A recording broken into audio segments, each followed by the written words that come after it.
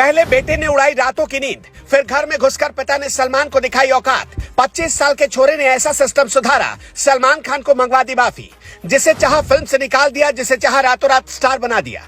हरियाणा के छोरे ने ऐसा राइट टाइम किया, कॉमन मैन से भिड़ने की अब दोबारा गलती नहीं करेंगे सल्लू मियां। चंद घंटों में ही हो गया बड़ा खेल। एल्विश की आंखों से निकले आंसुओं का हिसाब बराबर। बिग बॉस के शो को बंद करने की उठी मांग, सलमान की फिल्मों का होगा बॉयकॉट। जिस एल्विश यादव ने पिट चुके बिग बॉस को लगाए चार चांद, जिनके घर में घुसते ही करोड़ों में खेलने लगे सलमान खान, उस धाकड़ लड़के को खुले मंच लाखों दर्शकों के बीच और मां के सामने बदनाम किया गया। अब पूरा देश देखेगा एल्विश का कमाल। सलमान खान को पूरे देश के सामने माफी मांगनी पड़ेगी और ऐसी नौबत उनके सामने आ गई है। खुले मंच से सलमान ने एल्विश की फैन फॉलोइंग पर उठाए थे सवाल। जिस लड़के ने अपनी मेहनत के दम पर नाम कमाया, माँ बाप को हमेशा सम्मान दिया, उसके खिलाफ क्या साजिश के तहत सलमान ने ये सब कुछ किया, या सलमान को ऐसा करने के लिए करोड़ रुपए मिले? क्या जानबूझकर एल्विश यादव की छवि खराब की गई और इसके लिए सलमान खान ने मेकर से करोड़ रुपए चार्ज किए? अब एल्विश के करोड़ों चाहने वाले एक एक हिसाब सलमान खान से बराबर करने जा रहे हैं। एल्विश के करोड़ों फैन और देश के लोग अब दिखाएंगे बॉलीवुड को उसकी असली औकात। फैन फॉलोइंग क्या होती है, इस वीडियो को शेयर करके दिखा दो सलमान खान को। एक 25 साल के यूट्यूबर की क्लास लगाना सलमान खान के लिए कितना भारी पड़ सकता है, कमेंट बॉक्स में लिखकर बताइए। जब से बिग बॉस के घर में एल्विश यादव की एंट्री हुई, तब से बाकी लोग धुआं धुआं हो गए। बिग बॉस के घर में घुसकर एल्विश को बच्चा समझने वालों की खुलेआम क्लास लगी तो हाथ जोड़कर माफी मांगने लगे। एक यूट्यूबर को देख टीवी पर आने वाले छोटे मोटे कलाकार खुद को एल्विश के सामने तुरंत खास समझने लगे थे, लेकिन एल्विश ने कुछ दिनों के अंदर ही अच्छे अच्छों को अपनी ताकत का एहसास करा दिया। लेकिन जब बिग बॉस के घर में हरियाणा के धाकड़ लड़के के सामने किसी की एक न चली, तो सलमान खुद एल्विश के खिलाफ साजिश में उतर आए। कौन नहीं जानता कि बिग बॉस के घर में क्या नहीं होता। पूरा देश जानता है कि बिग बॉस में रियलिटी शो के नाम पर क्या होता है। गालियां, अभद्र भाषा, अश्लीलता परोसने के आरोप बिग बॉस पर अक्सर लगते रहते हैं। लेकिन एल्विश के खिलाफ बिना गलती के सलमान खान ने उन्हें टारगेट करने की कोशिश की तो हर किसी के होश उड़ गए। सलमान को अपनी फैन फॉलोइंग पर इतना घमंड था कि सालों से दिन रात मेहनत कर अपने कंटेंट से करोड़ों लोगों के दिल में जगह बनाने वाले एल्विश के फैंस को नकली बताने लगे। सलमान 50 पार है, लेकिन एक 25 साल के लड़के से भिड़ने लगे। सल्लू मियां भूल गए थे कि सामने कोई टीवी का छोटा मोटा कलाकार नहीं है जिसे बॉलीवुड में सलमान खान के साथ काम करने का शौक हो। सामने था वो धाकड़ लड़का जिसे न सलमान के साथ काम करने का शौक है, न बॉलीवुड में नाम कमाने का। एल्विश सलमान की एक एक बात को सुनते रहे, भाईजान की हर बात का जवाब देते रहे। सलमान ने एल्विश की फैन फॉलोइंग को नकली बताया, एक यूट्यूबर पर तरह तरह के आरोप लगाए, लेकिन तभी सलमान ने एल्विश की मां को वीडियो कॉल कर दिया और अपनी मां को देखते ही एल्विश यादव की आंखों से आंसू नहीं रुके। दरअसल एल्विश ने शो के अन्य कंटेस्टेंट बेबिका को अपशब्द कह दिया था। सलमान एल्विश की इस हरकत से काफी नाराज हुए। उन्होंने एल्विश को पॉइंट करके कहा कि आपके भले ही कितने ही फॉलोअर्स क्यों ना हो, लेकिन शो में गलत हरकत बर्दाश्त नहीं की जाएगी। सलमान ने कहा कि उन्हें फर्क नहीं पड़ता कि इससे व्यूअरशिप कम हो जाए। एल्विश यादव एक फेमस यूट्यूबर है, उनके 10 मिलियन से ज्यादा सब्सक्राइबर्स हैं। इंस्टाग्राम पर भी उनके 6 मिलियन फॉलोअर्स हैं। एल्विश गुरुग्राम के वजीराबाद गांव के रहने वाले हैं। एल्विश सिर्फ 25 साल के। एल्विश अपने यूट्यूब चैनल पर बिग बॉस और सलमान खान को भी रोस्ट कर चुके हैं। बिग बॉस में एंट्री लेने के बाद उन्होंने सलमान खान की रोस्ट हुई वीडियो को अपने चैनल से हाइड कर दी। हालांकि बिग बॉस के खुले मंच से एल्विश को टारगेट कर सलमान खान ने जो किया, उसे देखकर हर कोई हैरान है। एल्विश के फैंस ने ठान लिया, एल्विश को बिग बॉस OTT 2 का सरदार बनाकर सलमान खान को सबक सिखाएंगे। कोहली के नक्शे कदम पर केएल राहुल आथिया शेट्टी शादी से पहले लिया बड़ा फैसला।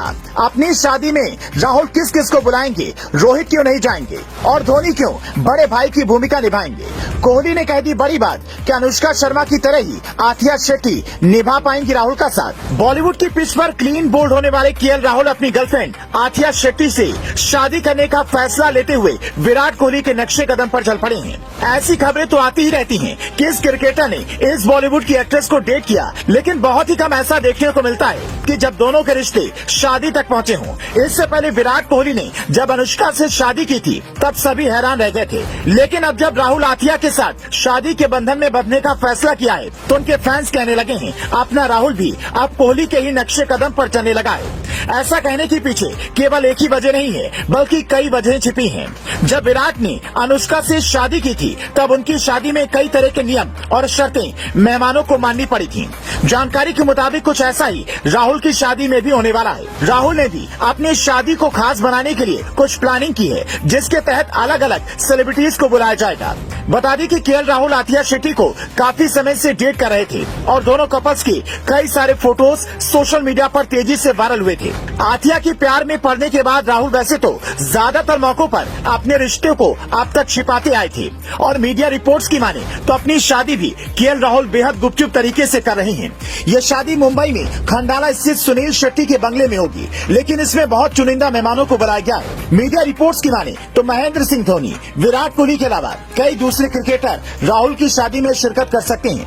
हालांकि इस शादी में रोहित शर्मा शामिल नहीं होंगे, जबकि क्रिकेट के कई दिग्गज खिलाड़ियों को भी नहीं बुलाया गया है।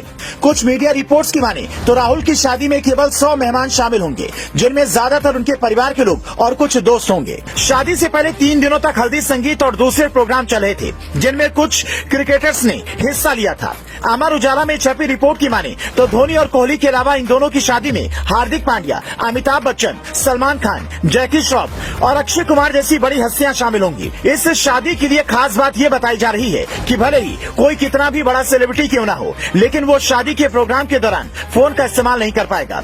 हालांकि ऐसा पहली बार नहीं है, इससे पहले कोहली की शादी में भी ये नियम लगाया गया था ताकि शादी में आए मेहमान अच्छे से एंजॉय कर सकें और फोन कॉल से दूर रहें। मीडिया रिपोर्ट की माने तो शादी के बाद लोकेश राहुल और आथिया शेट्टी बांद्रा में रहेंगे। आथिया राहुल का घर बॉलीवुड अभिनेता रणबीर कपूर और आलिया भट्ट के घर के करीब होगा। लेकिन अगर आप इस बात से हैरान हो रहे हैं कि इतनी बड़ी शादी में केवल 100 मेहमान ही आएंगे, तो बता दें मौजूदा समय में टीम इंडिया न्यूजीलैंड के साथ क्रिकेट खेल रही है। ऐसे में क्रिकेट के बाकी दोस्तों को बुला पाना राहुल के लिए आसान नहीं है। इसलिए बताया जा रहा है कि आईपीएल के बाद मुंबई में बहुत बड़ी रिसेप्शन पार्टी रखी जाएगी, जहां पर क्रिकेट जगत की तमाम बड़ी हस्तियां और साथ में बॉलीवुड के कई बड़े सेलिब्रिटीज शामिल होंगे। मतलब ये शादी अभी बिल्कुल परिवार के साथ मिलकर ही की जा रही है। बॉलीवुड की पिच पर बोल्ड हुए विराट कोहली तो लंबी पारी खेलने में अब तक कामयाब हो पाए, लेकिन राहुल के फैंस बस यही उम्मीद कर रहे हैं कि राहुल भी कुछ ऐसे ही पारी खेले। कमेंट कर आप भी दोनों को शादी की बधाइयां दे सकते हैं। इधर दोबारा साबरमती जेल से प्रयागराज लाया जा रहा अतीक, उधर रास्ते में रुक गई उसकी गाड़ी, बोला तुम्हें योगी बाबा की कसम है अगर गोली मारी। अतीक के परिवार में मचा मातम, लीक हुआ अतीक पर योगी का प्लान, पूछताछ तो बहाना है, असली मकसद तो एनकाउंटर कराना है। योगी अपनी शपथ पूरी करके ही मानेंगे, जब तक नहीं होगा माफिया का एनकाउंटर चैन से नहीं बैठेंगे बाबा। पुलिस ने कहा हम आपकी कसम बर्बाद नहीं होने देंगे। इधर पहली बार जब अतीक अहमद की गाड़ी नहीं पलटी थी तो हर कोई उत्तर प्रदेश पुलिस का मजाक बना रहा था और कह रहा था बिना मतलब इतना माहौल बनाया गया, न तो अतीक की गाड़ी पलटी और न ही माफिया का एनकाउंटर हुआ। लेकिन उस बार मीडिया ने चप्पे चप्पे पर ऐसी नजर रखी थी कि अतीक अहमद के साथ अगर खेल होता तो बवाल हो जाता। इसीलिए इस बार एक अलग गेम प्लान तैयार किया गया ताकि सांप भी मर जाए और लाठी भी बच जाए। मीडिया रिपोर्ट के मुताबिक इस बार अतीक की गाड़ी में कई कैमरे लगाए गए थे। इसके अलावा उत्तर प्रदेश पुलिस के जितने भी जवान थे सब के सब एक स्पेशल डिवाइस जिसके जरिए योगी आदित्यनाथ अतीक अहमद को लाइव देख रहे थे। उसके चेहरे पर डर साफ नजर आ रहा था और वो उस डिवाइस के सामने बस एक ही बात कह रहा था, प्लीज बाबा जी मुझे बख्श दो, मैं आगे से कोई गलती भी नहीं करूंगा। ये सब चल ही रहा था कि अचानक उसकी गाड़ी का ब्रेक लगता है और अतीक चिल्लाकर कहने लगता है प्लीज मुझे मत मारो। लेकिन बहुत मुश्किल से पुलिस ने उसे समझाया कि उतर जाओ, गाड़ी में कुछ दिक्कत है। लेकिन अतीक अहमद बस चिल्लाए जा रहा था और कह रहा था मुझे नीचे उतरना ही नहीं है। हालांकि मुश्किल से पुलिस ने उसको नीचे उतारा, पर अतीक अहमद बस यही कहता रहा कि मुझे गाड़ी के अंदर बिठाओ। अब तक उत्तर प्रदेश में कई माफिया का एनकाउंटर गाड़ी पलटने और भागने की वजह से हो चुके हैं। यही वजह है कि अतीक अहमद बहुत ज्यादा सतर्क है और वो भागना तो दूर 2-4 कदम भी पुलिस की आंखों से ओझल होकर नहीं चलना चाहता, क्योंकि उसे अच्छे से पता है कि अगर उसने ये गलती की तो उसे मौत के सिवा और कुछ नहीं मिलेगा। लेकिन हर किसी के जहन में बस एक ही सवाल आ रहा है कि आखिर अभी तो अतीक अहमद को प्रयागराज से साबरमती पहुंचाया गया था, तो फिर ऐसा क्या हो गया कि उसे दोबारा प्रयागराज लाया जा रहा है। तो आपको बता दें कि इससे पहले अतीक अहमद को एमपी एमएलए कोर्ट ने उमेश पाल के अपहरण मामले में उम्र कैद की सजा सुनाई थी। अब पुलिस उसे उमेश पाल की हत्या के मामले में पूछताछ के लिए ला रही है। अतीक अहमद को प्रयागराज पुलिस उमेश पाल हत्याकांड में अब आरोपी बना चुकी है। अतीक अहमद को भी इस केस में कोर्ट में पेश किया जाएगा। इसके बाद पुलिस रिमांड मांगेगी। लेकिन अतीक अहमद केवल चिल्ला कर एक ही बात कह रहा है कि उमेश पाल हत्याकांड में उसका कोई हाथ नहीं है और वो बेकसूर है। अतीक के मुताबिक जेल से उसने कोई फोन नहीं किया। उसने आरोप लगाया कि उसे बिना मतलब साबरमती जेल में परेशान किया जा रहा है। इतना ही नहीं, जब मीडिया ने उससे सवाल पूछा कि क्या अतीक आपको डर लग रहा है, तो उसने कहा कि मीडिया वाले भाइयों आपका शुक्रिया, आप लोगों की वजह से ही मैं सलामत हूँ। आपको बता दें कि प्रयागराज में उमेश पाल की हत्या के बाद से अतीक अहमद का पूरा परिवार फरार चल रहा है। हालांकि इस मामले में पुलिस ने अब तक 2 आरोपियों को उनके अंजाम तक पहुंचाने का काम किया है, लेकिन अतीक के बेटे असद और उसकी पत्नी शाइस्ता परवीन अभी भी फरार चल रही है। इतना ही नहीं, सत्याकांड के कुछ दूसरे आरोपी भी अभी फरार हैं। पुलिस उन तक नहीं पहुंच पाई है, लेकिन क्योंकि अतीक अहमद सभी का आका रहा है, इसीलिए पुलिस उससे पूछताछ कर उमेशपाल हत्याकांड की गुत्थी सुलझाने में जुटी हुई है।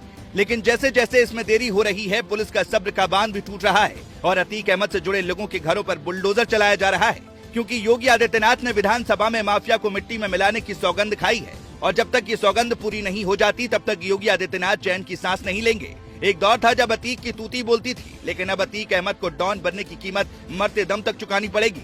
अब तक अतीक अहमद की हजारों करोड़ की संपत्ति पर बाबा का बुलडोजर चल चुका है। उमेशपाल हत्याकांड के बाद तो जैसे अतीक के बुरे दिन शुरू हो गए। वैसे आपका क्या मानना है? क्या माफिया का एनकाउंटर होना चाहिए? कमेंट में जरूर बताएं।